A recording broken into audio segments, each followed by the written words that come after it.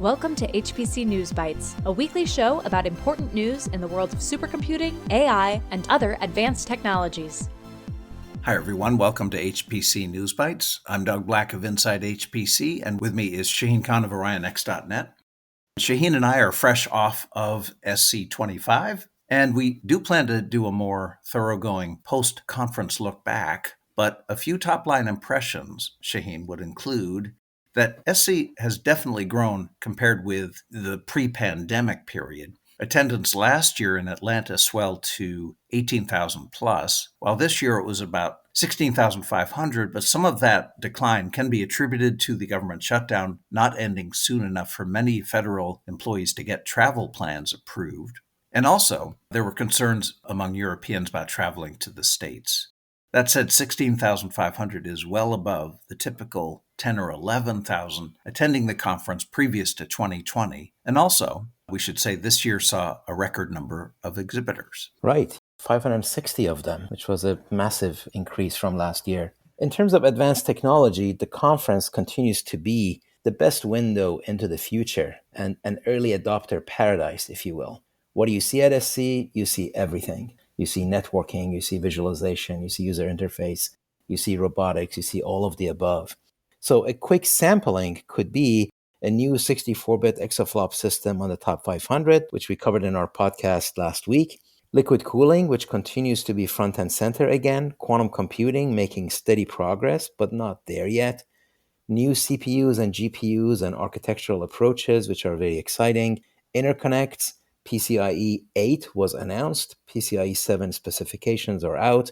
You could see PCIe 6 hardware at the booth running demonstrations. Ultra Ethernet Consortium, Ultra Accelerator Link, UA Link.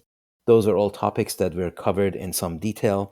Open source and the impact that it has in this industry and on the IT market in general. Mixed precision, which obviously is what drives a lot of the debate about what is HPC, what is AI. In fact, the whole HPC, AI, quantum, what is a subset of what, and are they different segments, debates that you could participate in.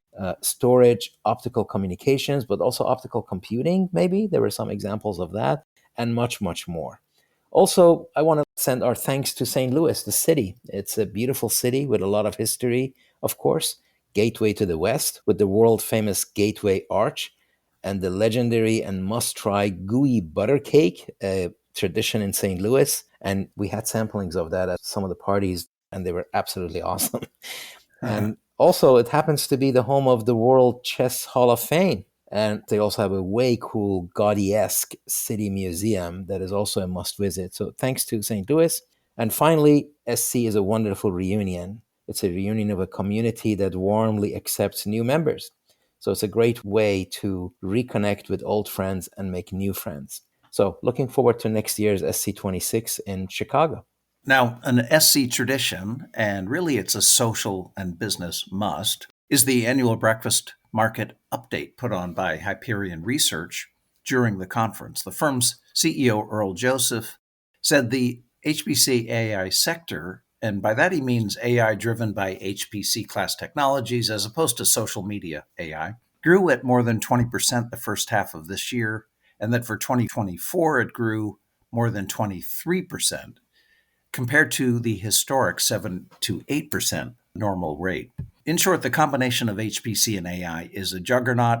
Joseph said new technologies and new use cases are expanding quickly. AI and quantum computing systems are being installed at a high rate. Governments around the world are making major AI investments, well above anything in the past. AI factories and gigafactories are going up in Europe. New AI sites in the US. Japan's AI initiative data centers are now being measured in gigawatts, making 25 or 50 megawatts look small. Other Hyperion observations: total HPC AI sector spending in 2024 was $60 billion. The overall HPC market is expected to reach close to $120 billion by 2029, doubling over the next 5 years. Power requirements are growing at a major rate, and all this leads to some difficult questions. Will investments continue to grow at these rates? When will ROI become important? Is AI at scale safe? And how can we make it safer? Yeah, let me tell you, all of this is further evidence that those who ignore the HPC market do it to their detriment. It Hmm. is going to continue to grow, as some of us have been waving that flag for years and years. So Hyperion also covered quantum computing, estimating the global quantum computing market at $1.07 billion in 2024, with a projected annual growth rate of 27%, which would put the market at $2.2 billion in 2027, in 2 years' time. They also mentioned the growing importance of partnerships as suppliers consolidate and products turn into usable systems and full solutions. While access to quantum computers in the cloud seems like a very natural way to try various modalities, Hyperion sees cloud and on prem to remain neck and neck, at least for the next few years. And when it comes to applications, no surprise, they expect modeling and simulation to stay at number one by revenue, and optimization remaining a major use case. Doug, I hear more and more confident narratives from the vendors, and it's nice that they feel they are getting close. In some cases, they think they are there already, especially for optimization and simple quantum physics kernels. But I have not seen enough details and evidence, so we'll continue to stay close to this area. Our projections at Orion X continue to look at 2033, plus or minus 2 years, for actually useful and programmable quantum computers. But breakthroughs can happen. Last week, we mentioned the new big systems at Oak Ridge and Argonne National Labs. An interesting aspect of these systems is the public private partnership that was included in the announcements. It's a new model where the U.S. government, DOE, and the National Nuclear Safety Administration, NNSA, which is a semi autonomous agency within DOE, owns the physical system, but the private companies, HPE, AMD, NVIDIA, and Oracle, share in the usage and benefits.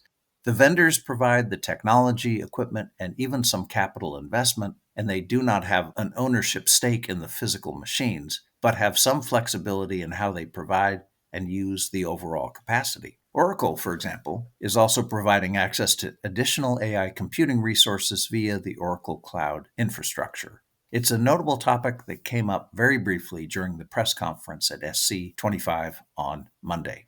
Yeah, it's very reminiscent of utility computing concepts some years ago, when everyone used the analogy with electricity provisioning to homes and factories.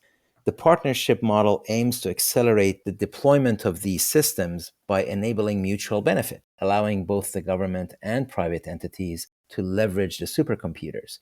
Both the DOE and the industry partners have shared access to the computing power and infrastructure.